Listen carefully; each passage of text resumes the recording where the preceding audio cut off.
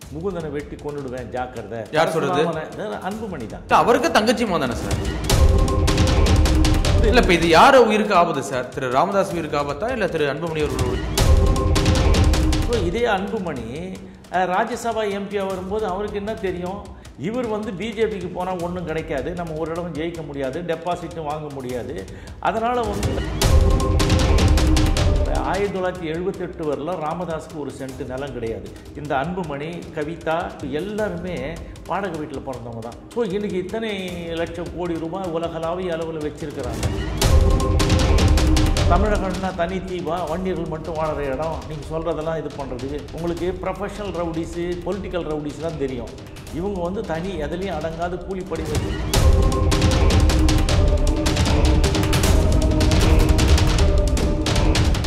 புதிய சிந்தனை நேயர்களுக்கு வணக்கம். இன்று நம்மோடு இணைந்திருக்கும் சிறப்பு விருந்தினர் வன்னியர் கூட்டமைப்பின் தலைவர் திரு CN ராமமூர்த்தி அவர்கள். சார் வணக்கம். வணக்கம். எப்படி சார் இருக்கீங்க? நல்லா இருக்கேன், சிறப்பாக இருக்கேன். நீங்கள் எப்படி இருக்கீங்க? நல்லா இருக்கு சார். நல்லா இருக்கு சார். பாமக என்ன சார் நடக்குது? கடந்த 10ஆம் தேதி பத்திரிகையாளர் சந்திப்பில் நிறுவன தலைவரும் நானே, அதற்கப்புறம் பாமகவின் தலைவரும் நானே அப்படின்னு சொல்லி ராமதாஸ் அவர்கள் அறிவிச்சிருக்காரு. திரு அன்புமணி அவர்களை செயல் தலைவராக அறிவிச்சிருக்காரு. என்ன நடக்குது பாமகவில்? இல்லை, பாமகவில் அனைத்தும் நானே அப்படின்ற முடிவுக்கு வர்றதுக்கு என்ன காரணம்னா, இப்போ பேரம் பேசுவாங்க தேர்தல் நேரத்தில். பேரன்றது சீட்டு பேரம். அதுக்கு அடுத்த பேரம் என்ன? பண பேரம். அதுக்கு அடுத்த 2 பேரும் அன்புமணியால் பேச முடியலையா? அப்படி சார் பேரம் படியலையா? என்ன காரணம்? அன்புமணியால் அந்த பேரத்துக்கெல்லாம் அவர் சரி வர மாட்டார். அவர் தான் சொல்கிறாரு, செயல்படாத தலைவர் அவர், அதனால் செயல் தலைவர்னு கொடுக்குறாரு. இந்தியாவிலே தின் அட்டண்டன்ஸ் உள்ள ஒரு MP அவர் தான். ஸோ இவருடைய நானே ஃபோன் பண்ணும் பொழுது அன்புமணி என் ஃபோனையே எடுக்கலை, அப்புறம் எப்படி மற்றவங்களுக்கு அவர் கரெக்டாக இருப்பார், பொதுமக்களுடைய பிரச்சனை எப்படி அது கேட்பார் முதல்ல அப்படின்னு சொல்லிட்டு அவருக்கு ஒத்தாசையாக இருக்கிறதுக்கு ஒத்துழைப்பு நல்குவதற்காக தான் முகுந்தனை அவர் இளைஞர் அணி செயலாளராக நியமனம் பண்ணணும்னு சொல்லிட்டு அவர் சொல்கிறாரு. அதை அவர் ஏற்க மறுக்கிறார். அவர் ஏற்க மறுக்கும்பொழுது என்ன சொல்கிறாரு? அவர் ஏற்க மறுக்கும்பொழுது இப்போ புதுசாக இந்த சின்ன பையன், இவனுக்கு என்ன தெரியும், இப்போ தானே வந்தான்றாரு. ஸோ இதே அன்புமணி ராஜ்யசபா எம்பியாக வரும்போது அவருக்கு என்ன தெரியும்? அவர் என்ன எவ்வளோ கட்சிக்கு அதுக்கெல்லாம் வேலை செஞ்ச மாதிரி ஒன்றும் வேலை செய்யலையே. வந்தார், வந்த உடனே கலைஞரை பார்த்துட்டு அவருக்கு MP சீட்டு வாங்கினார், உடனே அமைச்சராக்கிட்டாங்க. ஸோ அவருக்கு எக்ஸ்பீரியன்ஸ் தேவையில்லை, இவருக்கு எக்ஸ்பீரியன்ஸு தேவை. ஸோ இந்த முகுந்தனை ஏன் அவங்க ப்ரொஜெக்ட் பண்ணுறாங்க அப்படின்னா, முகுந்தன் ராமதாசனுடைய 2வது மனைவி சுசிலாவை போய் அவங்கள சின்ன பாட்டின்னு சொல்கிறதும், இங்கே ராமதாசன் அவங்க தாத்தா கிட்ட வர்றதும் 2 பேருக்கு இணைப்பு பாலமாக அவர் தான் இருக்கிறாரு. செல்ல பேர மேலே அவ்வளோ பாசமாக எப்படி சார் திரு ராமதாஸ் அவர்களுக்கு? ஆமாம், அது 2வது. இது ஒரு பக்கம் இருந்தாலும் இப்போ ரீசண்டாக ஒரு இது திறந்தாங்க. எதுங்கன்னா, நம்ம வன்னியர் கல்வி அறக்கட்டளை ராமதாஸ் பேரில் மாற்றிக்கிட்டார் இல்லையா, ராமதாஸ் கல்வி அறக்கட்டளைன்னு. அந்த அறக்கட்டளை நடந்த மிகப்பெரிய ஒரு பில்டிங் ஒன்று கட்டினாங்க. 3 மாதத்துக்கு அப்புறம் யாரையும் கூப்பிடல, இவர் தான் கூட்டு அவரை திறக்க வச்சாங்க. ஸோ இப்போ இந்த வன்னியர் கல்வி அறக்கட்டளை சொத்து அபகரிக்கிறது ஒரு பிரச்சனை ஆகிட்டு இருக்கு. அந்த சொத்தில் யாருன்னா, ராமதாஸ் அப்போ ஆரம்பிக்கும்போது அது லைஃப் டைம் மெம்பர், அவர் 10,000 ரூபாய் கொடுத்துருக்கார். அது தவிர்த்து அதில் யாரெல்லாம் இருக்கலாம் அப்படின்னு கேட்டிங்கன்னா, வன்னியர் சங்க தலைவர் யார் இருந்தாலும், SIS தலைவர், அப்புறம் சுந்தர்ராஜன் ஒரு டாக்டர், அதுக்கப்புறம் இந்த இவங்க காந்திமதி, பரசுராமன், இவங்கெல்லாம் இப்போ மெம்பர் ஆகிட்டாங்க. இவரை சேர்க்கலை.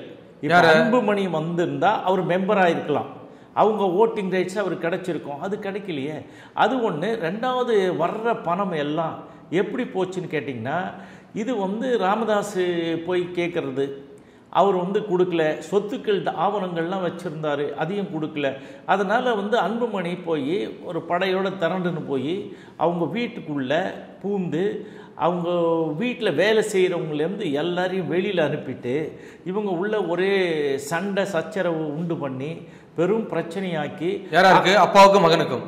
அப்பாவும் மகனுக்கும், அவங்க எல்லா குடும்பம், அவங்க தங்கச்சி, அக்கா, இவங்க இது யார், இவங்களுடைய ஒய்ஃபு எல்லாம் சண்டை போட்டு மொத்தத்தையும் என்ன பண்ணாங்க, அங்கேருந்த டாக்குமெண்ட்டையும் அங்கேருந்த பணத்தையும் ஏற்றி எடுத்துன்னு வந்துட்டாங்க. ஸோ இப்போ வந்து அதுதான் அது ஒரு பிரச்சனையாக இருக்குது. நான் சொன்ன மாதிரி இன்னொரு மெம்பர் வந்து விருதாச்சலத்தில் இருக்கிறார். அவர் ஒரு டாக்டர். அவர் தான் சுந்தரராஜன் அவங்கெல்லாம் வந்து தான் அந்த இதுக்கு வந்து உறுப்பினர் இருக்காங்க. இப்போ வந்து அதில் வந்து ஓட்டு போடணும் இல்லை அது எதாவது பண்ணணும்னா இவங்க தான் பண்ணணும்.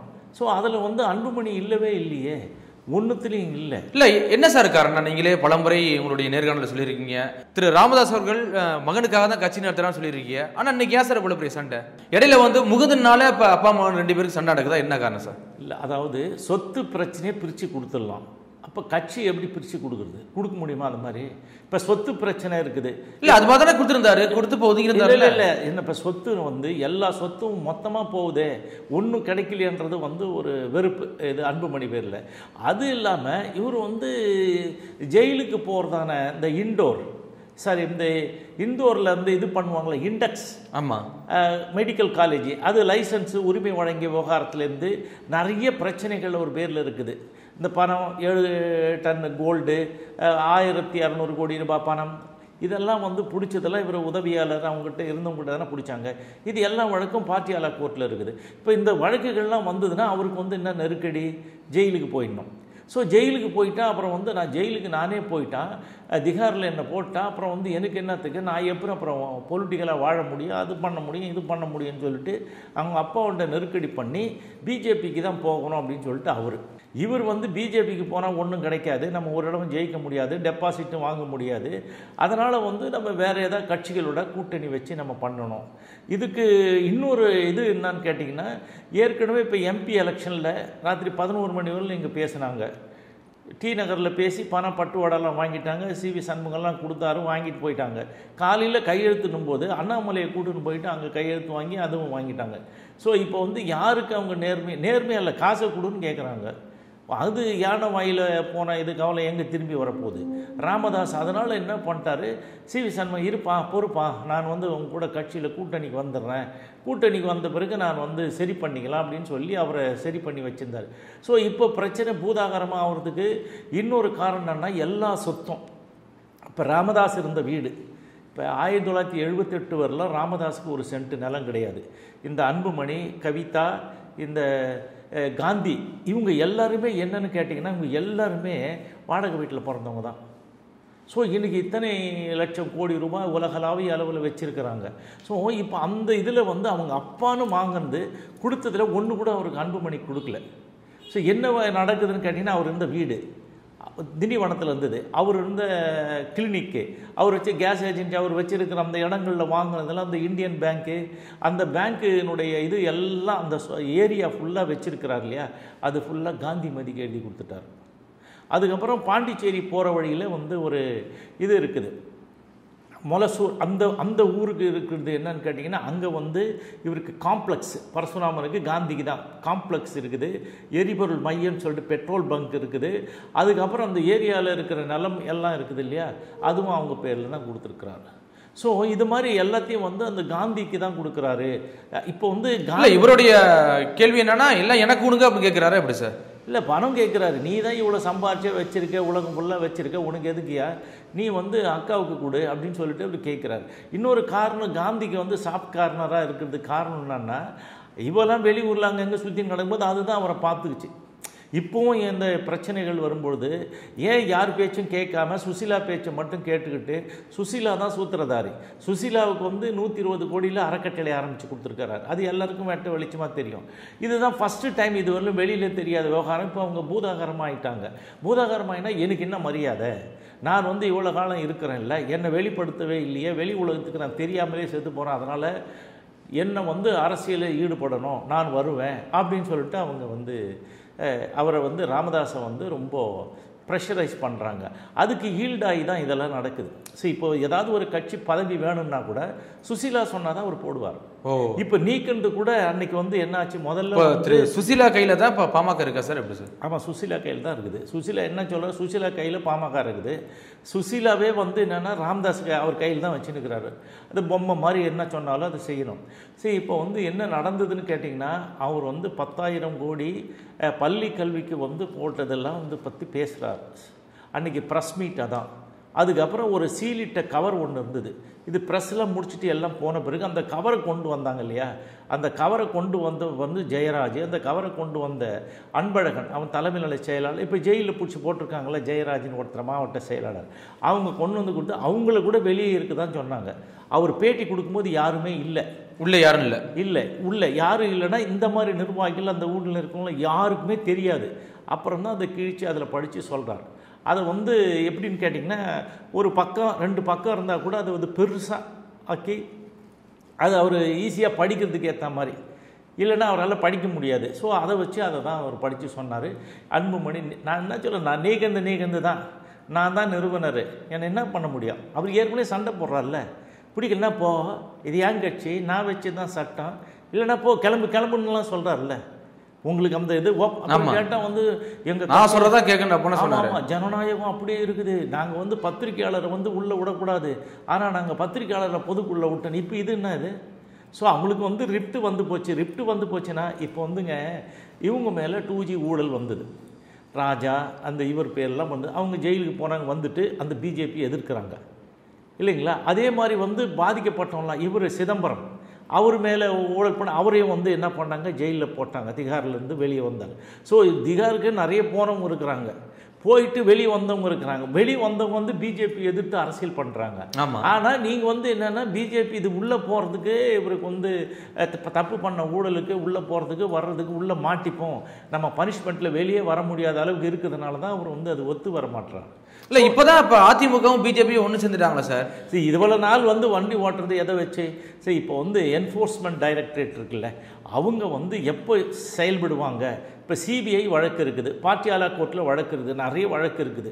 அந்த வழக்கு இனிஷியேட் எடுக்கிறதுக்கு இவங்க சொன்னாங்கன்னா மறுநாளே ரைடு விட்டுருவாங்களே, என்ஃபோர்ஸ்மெண்ட் இறங்கிடுமே.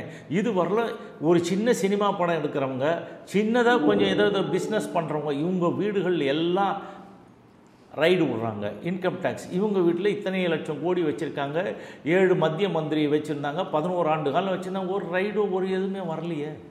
அதை அவங்க பார்த்துக்கிறாங்க. அன்புமணி பார்த்துக்கிட்டு வராத அளவுக்கு அவங்க பிஜேபி கூட அவர் போகிறதுக்கான வேலைகள் தான் பார்க்குறாரு. இல்லை சார், இப்போ நீங்கள் சொன்ன மாதிரி பார்த்தீங்கன்னா, இப்போ ராமதாஸ் அவர்களுக்கு அதிமுக கூட்டணி போக தான் விருப்பம். ஏன்னா கடந்த தேர்தலில் பணம் கொடுத்துருக்காங்க, அதுக்காக கூட்டணி வைக்கணும்னு சொல்லி திரு ராமதாஸ் அவரோட டிமாண்டு. இப்போ அன்புமணி அவர்களோட டிமாண்ட் பிஜேபியோட கூட்டணி போகணும்னு சொல்கிறாங்க. இப்போ அதிமுக பிஜேபி ஒன்றாயிடுச்சு இல்லை, அப்படிங்கப்போ சேர்ந்துருக்கலாமே, ஏன் இப்போ சண்டை போடுறாங்க? இல்லை, பிஜேபி கூட பிஜேபி அதிமுக சேர்ந்து போனால் இவங்க சீட்டு, இப்போ யார் கொடுக்குற சீட்டை இவர் வாங்கணும்? இவங்கன்னா பெரிய கட்சி, நாங்கள் தான் 2வது கட்சியெல்லாம் சொல்லிட்டு இருக்காங்க. சீட்டு என்ன போகிறது? நான் சொன்னேன்ல, பார்கெனிங் பவர். அதாவது என்ன சொல்ற, பார்கெனிங் பவர் திரு ராமதாஸ் அவர்கள்ட்ட இருக்கு. ராமதான் என்கிட்ட தான் இருக்கணும்னு சொல்லிட்டு வச்சுக்கிட்டாரு. அன்புமணியை விட்டா உடனே வித்துட்டு போடுவான் கட்சியை.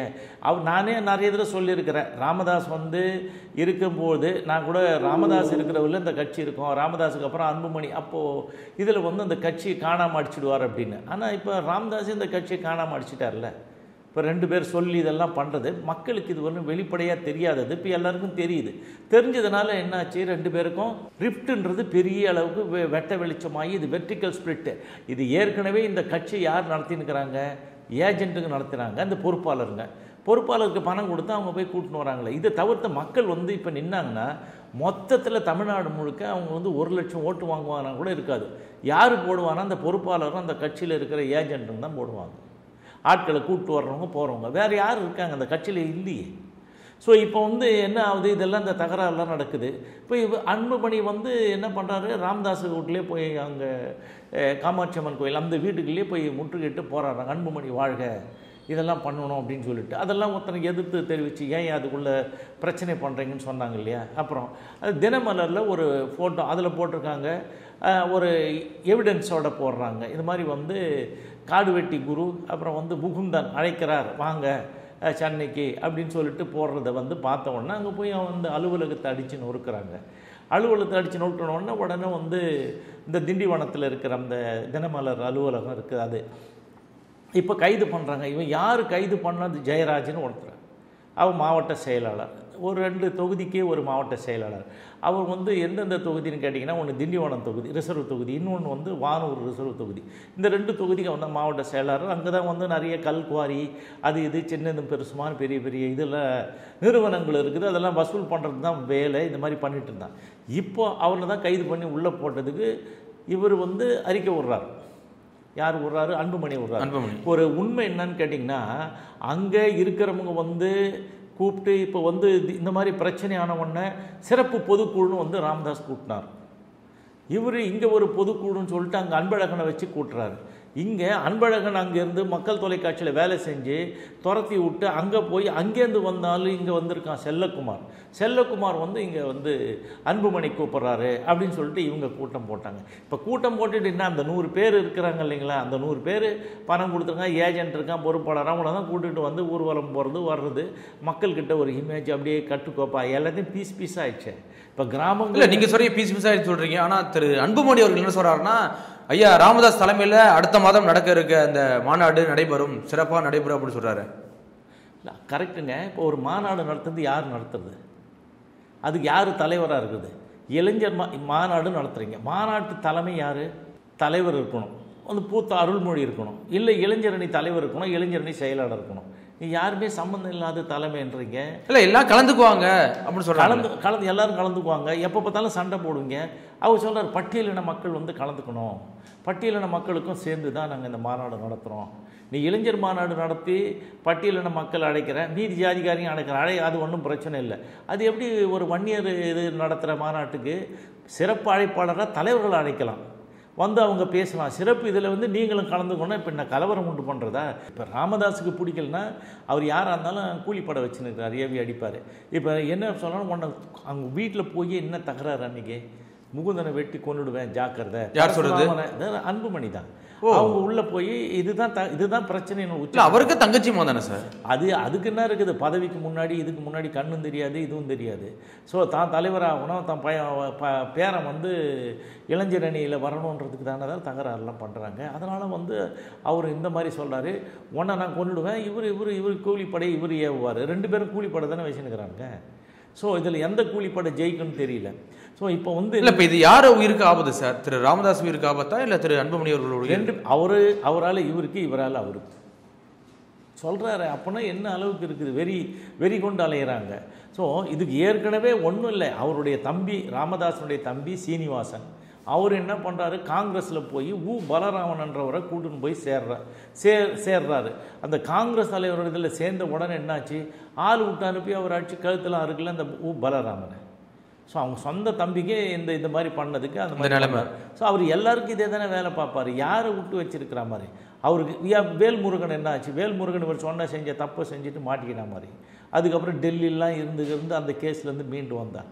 ஸோ இவர் வந்து எல்லாரையுமே தூண்டி விட்டு இந்த மாதிரி வேலைகளை செய்ய சொல்லுவார். இப்போ வந்து என்னென்னா ஆள் கிடைக்கல. இப்போ கூலிப்படைக்கு வந்து தேடிக்கின்னு இருப்பார் புதுசாக. உங்களுக்கு ப்ரொஃபஷனல் ரவுடிஸு, பொலிட்டிக்கல் ரவுடிஸ்லாம் தெரியும்.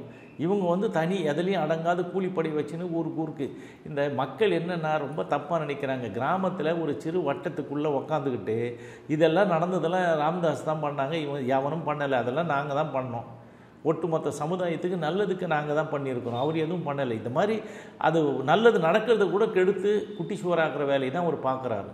ஸோ இதெல்லாம் வந்து நீங்கள் பார்த்தீங்கன்னா இந்த இது இருக்குதுல்ல, இந்த சொத்து, இந்த அறக்கட்டளை சொத்துக்களை எப்படி அபகரிக்கிறதுன்றதில் இவனை விடவே மாட்டுறாங்களே அன்புமணியை. இப்போ வந்து காந்திமதி வந்து தலைவர், அப்புறம் வந்து சுந்தர்ராஜன் டாக்டர் அவர் ஒரு உறுப்பினர், அதே மாதிரி சிவபிரகாசம் ஒரு உறுப்பினர், அவர் எஸ்ஐஎஸ். அந்த மாதிரி வந்து இவர் இந்த விருதாச்சலம் ஏன் விட மாட்டேங்கிறார் சார்? இப்போ அந்த அறக்கட்டளை வந்துட்டுனா அதையும் கேட்பாருங்க, அதையும் கேட்பாரு அப்படின்னா. ஆமாம், வந்துட்டு அந்த சொத்துலாம் போயிடும்ல, சொத்து அவங்க கையில் போயிடும்ல. ஆர்ஜி கோவிந்தராஜ், இப்போ கோவிந்தசாமி இருக்கிறார், இந்த மாதிரி இருக்கிறவங்கெல்லாம் அதில் இருக்கிறாங்க. ஸோ அவங்க சேர்ந்தா தானே இது பண்ண முடியும். ஸோ அதனால் தனக்கே ஒரு ஆள் கூட இல்லையே, அன்புமணி அதில் இல்லையே. அன்புமணி கட்சியினுடைய தலைவரானால் வரலாம், வன்னியர் சங்க தலைவர் அதில் இருக்கலாம், ஒன்றுத்துலேயும் இல்லையே. அன்புமணிக்கு இல்லைன்னா செயல் தலைவர் வரக்கூடாது அப்படி சார்? அது தலைவர் தான். ஒரு கட்சிக்கு ஒருத்தர், சங்கத்துக்கு ஒருத்தர், அதுக்கப்புறம் நான் சொன்ன அந்த 4 பேர் இவங்க தான் இருக்கணும். இப்போ இது எல்லா பதவியும் அவர் எடுத்துக்கிட்டு சொந்த பையனாக தானே, இரவல் பையனாக தானே. இப்போ இவர் வந்து எவ்வளோ சத்தியம் பண்ணியிருக்கிறாரு.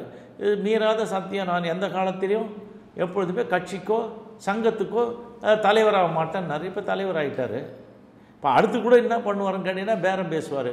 எப்போ அந்த கூட்டணியில் வந்தால் கூட சரி, பிஜேபி அதிமுக கூட்டணியில் வந்து நானே தேர்தலில் நிற்கிறேன்னு நிற்பார். ஏன்னா அது ஒன்று தான் பாக்கி இருக்குது. அதை நின்றுட்டு நான் தான் முதலமைச்சர்னு சொல்லுவார். நான் வயசானவன், கொஞ்ச நாளத்தில் தான் நான் செத்து போயிடுவேன், எனக்கு ஒரு 6 மாதமாவது என்னை முதலமைச்சராக கொடுக்கணும், முதலமைச்சருக்கான வேலையை தான் பார்ப்பார். கூட்டணி கட்சிகள் கொடுப்பாங்களா? அது குறிப்பாக கொடுக்குறாங்க, கொடுக்கல. இவங்க என்ன எங்க ஜெயிக்கிறேன் ஜெயிக்கல. 2016 நான் தான் முதல்வர், எல்லாம் ஊருக்கு போலிங்களா, பேனாவை தூக்கினேன், முதல் கையெழுத்து முதல் இதுன்னு அந்த மாதிரி. இது இந்த மாதிரி தானே புத்தி தானே இருக்குது. இப்போ ராமதாஸ் வந்து மக்களை பற்றியோ மற்றதை பற்றியோ இடஒதுக்கீடு எதை பற்றியும் கவலை கிடையாது. அவர் வந்து இப்போ இந்த சுசீலா என்ன சொல்லுதோ அதை தாங்க செய்யணும், வேறு வழி இல்லைங்க ராமதாஸுக்கு. சுசீலா வாடணும், உட்காரணும், எழுந்திருக்கணும், அவ்வளோதான். சுசீலா வச்சு தாங்க சட்டம். சுசீலா சொல்லி விட்றாங்க இல்லையா. சுசீலா டிரைவர் தான் அந்த பையன், இந்த ஜெயராஜ். அவங்களுக்கெல்லாம் வண்டி கிண்டியெல்லாம் ஓட்ட போவான். அவங்க சொல்கிறது அங்கே போய் சொல்லுவான், அங்கே சொல்கிறது இங்கே வந்து சொல்லிட்டு இருப்பான். அவன் இதுவும் பிடிச்சி உள்ளே போட்டாங்க. ஸோ இப்போ என்னன்னு கேட்டிங்கன்னா, சுசீலாவுக்கு தான் அதிகாரம் இருக்குது. அதுதானே இவனுக்கு பிடிக்கல. அன்புமணிக்கு ரொம்ப நாள் தெரியாமல் இருந்தது. இப்போ தெரிஞ்சதுனால நம்ம வந்து அதெல்லாம் வெளியில் சொல்லி இதெல்லாம் பிரபலமாகி இது உண்மை தெரிஞ்சு பண்ண பிறகு அவங்க வந்து அப்பாவுக்கு மேலே வெறுப்பு வருது. அவங்க அம்மாவை போய் கேட்குற மாதிரி, ஏன் வந்து நீ வந்து அப்பாண்ட சொல்லலை அப்படி இப்படின்னு கேட்டால் அவர் என்ன சொல்கிறாரு, பையன் வந்தானா, பணம் கொடுத்துட்டு போனானா, எவ்வளோ கொடுத்துட்டு போனான்னு கேட்குறாரு. இதுதான் நடந்துருக்குது. அவர் வந்தால், பையன் வந்தால் பணம் கொடுக்கணும், வாங்கின காசை இவன் எங்கே வச்சுருப்பான் பொழுது கொடுக்கலன்னு அவர் கேட்குறாரு. அவருக்கு வந்து அவருக்கு எதுக்கு பணம்னா, இப்போ சுசீலா கிட்ட கொடுத்து தான் அவங்கெல்லாம் வட்டிக்கெல்லாம் விடுறாங்க. 4-5 மாவட்டங்களுக்கு வந்து லாவாதேவி அவங்க தான் பண்ணிகிட்ருக்காங்க. அதுவும் சேடுங்க மூலமாக பண்ணுறாங்க. அதில் அந்த எம்எல்ஏக்களை இருக்கவங்களாம் இவங்ககிட்ட தான் வாங்கி போய் அருள் அந்த மாதிரிலாம் வாங்கிட்டு போயிட்டு சேலத்தெல்லாம் வண்டி கொடுத்து வாங்கி கொடுத்துட்ருக்காங்க. இப்போ இந்த எம்எல்ஏக்கள்லாம் சுசீலாவுக்கு தான் நடக்கும்.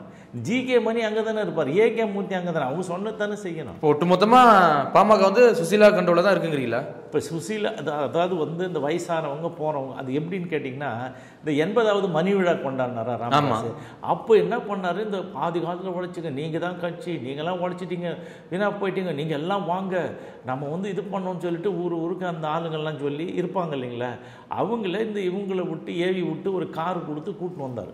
கூப்பிட்டு வந்து அந்த இதில் வந்து அம்பத்தூர்கிட்ட அந்த இதெல்லாம் வச்சு பேசினாங்க. பேசிட்டு அதிலெல்லாம் போனது பேசின பிறகு அப்படி வந்தவங்க தானே இவர் தீரன் வந்து முதல்ல என்ன இருந்தார், தீரன் வந்து கட்சி தலைவராக அடிச்சு துரத்துனாங்க, கையெறி குண்டு என்னெல்லாம் பண்ணலை. ஒரு இடத்துல அவரை வந்து பேச விடாமல் அவர் தமிழ் பாமகன்னு வச்சு இது பண்ணி அவர் எங்கே இருந்தார் 5 வருஷம் இதில் எம்எல்ஏவில் எங்கே இருந்தார், படாத பாடுபட்டு போதுண்டா சாமின்னு போனார். அவரை வந்து கூப்பிட்டு வந்து எவ்வளோ வருஷத்துக்கு அப்புறம் கூப்பிட்டு வந்து இப்போ என்ன வச்சுன்னுக்கிறீங்க, ஒன்றும் கிடையாது. எதில் வந்தால் போனால் கூட பார்க்குறது கூட கிடையாது. அன்புமணியாவது பக்கத்தில் வரும், மூலையில் உட்காந்து வந்துட்டு எழுந்து போக வேண்டியது தான், அவங்க பேசவும் விடுறது கிடையாது. ஸோ அதே மாதிரி அருள்மொழி அவர் வந்து எதிர்ப்பாக இருந்தவர், ராமதாஸுக்கு டெட் அகென்ஸ்டாக இருந்துட்டு வயசான காலத்தில் அந்திம செலவுக்கு எதாவது கிடைக்கும் அப்படின்னு தான் வந்தாங்க. அவர் ஒன்றும் இல்லையே. அதுக்கு அடுத்தது வந்து அருள்மொழி வந்து அவர் நம்ம நிறைய தடவை சொல்லியிருக்கேன். அருள்மொழி வந்து சிதம்பரத்தில் 5 எருமாடை வாங்கி வச்சுக்கின்னு பாலை கறந்து ஊற்றினார். அவனை நம்புறது எருமாட்டை நம்புறேன். இது இப்போரில் நடந்து தானே. அதுக்கப்புறம் அவரை கூப்பிட்டு வந்தாங்க. அவருடைய வாழ்க்கை என்ன மேலே வந்துச்சே, அவர் தலைவராக இருக்கிறார். அவருடைய இது என்ன, அவர் வந்து அந்த 2 லட்சம் ரூபாயில் அந்த வீடு கட்டும் திட்டம் இருக்குது இல்லையா, அந்த வீட்டில் தான் கட்டிக்கிட்டு அங்கே தான் இருக்கிறாரு. முன்னாடி ஒரு சின்ன ஷீட் அடித்து வச்சுக்கிறார், அதில் தான் உட்காந்து யாரையும் பேசுவார். வீட்டுக்குள்ளெல்லாம் பேசுறதுக்கு இடம் இல்லை. ஸோ இவர் தான் தலைவர். ஸோ இப்போ இவங்கெல்லாம் வந்து இப்படிப்பட்டவங்கள தான் வச்சுன்னு இருக்கார் ராமதாஸ். இவங்கெல்லாம் என்ன பண்ணுவாங்க, இந்த மாதிரி இத்து போன வந்து ராமதாஸ் கிட்ட இருக்கிறாங்க. இந்த இளைஞர்கள் மாதிரி சும்மா இருக்கிறவங்களாம் துட்டு கொடுத்துட்டு வேகம் பண்ணிக்கின்னு அன்புமணி கிட்ட இருக்கிறாங்க.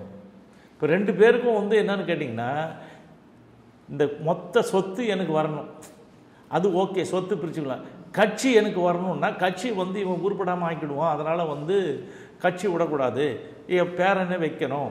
இவனுக்கு பெண் வாரிசு தான் அன்புமணிக்கு. ஆமாம், அவங்க இது பொண்ணுங்களுக்கு தான் வந்து எல்லாம் ஆண் வாரிசு, அதனால் அங்கே கொடுக்கணும். அவங்க கொடுத்தா அந்த இப்போ பார்த்துப்பாங்க, கொஞ்சமாவது பார்ப்பாங்க. இவனுக்கு எதுவும் சரியில்லையே. அவங்க பொண்ணே சொல்லுதில்ல, அன்புமணி பொண்ணு, எங்கள் அப்பா வந்து சரியாலாம் போகமாட்டார் பாரு, எங்கள் அம்மாவுக்கு ஓட்டு போட்டால் அந்த இதில் சொல்லிச்சுல்ல, எங்கள் அம்மாவுக்கு ஓட்டு போட்டால் கரெக்டாக போவாங்க, பாராளுமன்ற நிகழ்ச்சிகள்லாம் கலந்துப்பாங்க வருவாங்கன்னு. அப்போ அந்த அன்புமணி சொன்னால், தலைவருக்கு எவ்வளோ வேலை இருக்கும், நீ வாட்டின இந்த மாதிரி சொல்கிற அப்படின்னு அந்த ப்ரெஸ் இதுலேயே திட்டுறார். ஸோ அவர் வந்து எழுந்துக்கிட்டே 12 மணிக்கு அவர் என்ன பண்ணுறது, இவர் எழுந்து வந்து வீட்டுக்கு முன்னாடி நின்னா டால்ஃபின்லாம் வந்து டான்ஸ் ஆடிட்டு போகுதுன்றாங்க. ஸோ அவரே பேட்டி கொடுக்குறாரு. ஸோ அந்த மாதிரி கதையில் தான் இருக்குதே தவிர அவர் வந்து இந்த சமுதாயத்துக்கும் இதுக்கும் சம்மந்தம் முதல்ல இடஒதுக்கீடு மற்ற பிரச்சனைகள்லாம் என்னன்னு தெரியாது, என்ன தெரிஞ்சு வச்சிருக்கிறாரு. அது இப்போ மாறிடுச்சு சார், இப்போ குடும்ப சட்டை தானே போயிட்டு இருக்கு. எதுங்க குடும்ப இல்லை அப்போ அந்த இடஒதுக்கீடுக்காண்டி போராட காலம் போய் பண்ணி குடும்ப சட்டை தானே போயிட்டு இருக்கு. எத்தனையோ தடவை வந்துட்டோம், அதை போராடிட்டோம், இது போராடி எங்கே போராட அவங்கவுங்க வேலையை அவங்கவுங்க பார்த்துட்டு தான் இருக்கிறாங்க. இதை பற்றி பேசுறதே இல்லையே, செய்யறதே இல்லையே, இப்போ ஒரு நியாயமாக நடந்துக்கிறது இல்லையே. உங்களால் சகோதர சமுதாயத்தை சார்ந்தவங்களாம் தப்பாக நினைக்கிறாங்க, இவங்க ரொம்ப அடாவடி பேர் வழி, இவங்க தப்பாக நடந்துக்கிறாங்க, மற்ற மக்களோட ஒத்து வாழ மாட்டுறாங்க. இப்போ நாம் தான் நிறைய தடவை சொல்லியிருக்கோம், தமிழகம்னா தனி தீவா, வன்னியர்கள் மட்டும் வாழற இடம், நீங்கள் சொல்கிறதெல்லாம் இது பண்ணுறதுக்கு எல்லோரோட இணக்கமாக வாழணுமா இல்லையா? அனிதா அந்த இவங்கெல்லாம் வந்து இளவரசன் இதெல்லாம் நடந்தது இல்லைங்களா, அதில் வச்சு அந்த பணத்தை வச்சு தானே இவன் எம்பிக்கு ஜெயிக்கிறது. அந்த மாதிரி தான் ஏதாவது பண்ணுவாங்களே தவிர ஒரு பெரிய வன்முறை தூண்டி அதன் மூலமாக ஏதாவது ஆதாயம் கிடைக்குதான்னு பார்ப்பாங்க. வேறு என்ன பண்ணுறாங்க, குரல் கொடுக்குறோன்னா என்ன மாதிரி குரல் கொடுக்குற, ஒரு ஊரில் ஒரு பிரச்சனைனா என்ன குரல் கொடுக்குற, அந்த ஊர் பிரச்சனை அதோடு முடிகிறதுக்கு வந்து தமிழ்நாடு முழுக்க பிரச்சனையாக்குற மாதிரி குரல் கொடுக்குற, எல்லாம் வாங்க போங்க. உடனே இவர் போய் குரல் கொடுத்தாங்க. அவங்க என்ன அந்த ஊருக்கு போய் பார்த்து ஏதாவது உதவி பண்ணாங்களா, இல்லை ஹெல்ப் பண்ணாங்களா? இந்த மானக்கேடான பசங்க இதெல்லாம் அடிச்சுக்கிறதெல்லாம் பேசுகிறாங்களே. 25 பேர் செத்து போனாங்க துப்பாக்கியால் சுட்டு. அந்த 25 பேர் குடும்பங்களுக்கு ஏதாவது பண்ணாங்களா, அதை பற்றி பேசுகிறாங்களா? எதுவும் பேசுறது இல்லையே. அவங்க எந்த காலத்துலையும் எதுவும் செய்கிறது இல்லையா? கண்டிப்பாக சார், தொடர்ச்சியாக சந்திப்போம். மிக்க நன்றி சார்.